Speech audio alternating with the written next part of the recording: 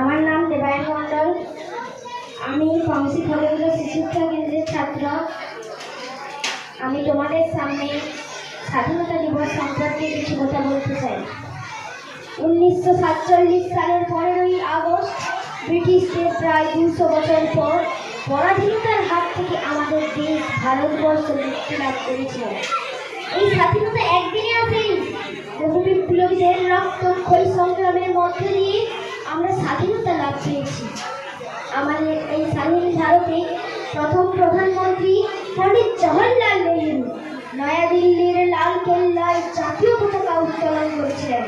তারপর থেকেই আমরা এই স্বাধীনতা দিবসকে জাতীয় দিবস হিসাবে উদযাপন করি। এই স্বাধীনতা দিবস আমাদের মনে করিয়ে দেয় কোটি কোটি বীর শহীদদের আত্মত্যাগের ইতিহাস, মহান বিপ্লবীদের রক্তের আভাব আমাদের এই স্বাধীনতা।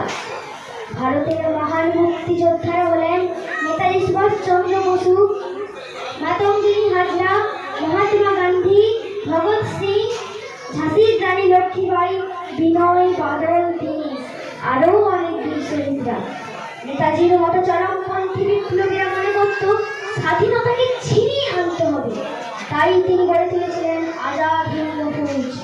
তার স্লোগান ছিল, তোমরা আমাকে রক্ত দাও, আমি তোমাদের স্বাধীনতা দেব।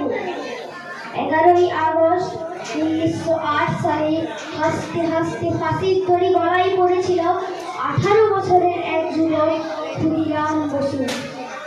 ভগৎ সিং এর স্লোগান ছিল, ইনকলাব জিন্দাবাদ।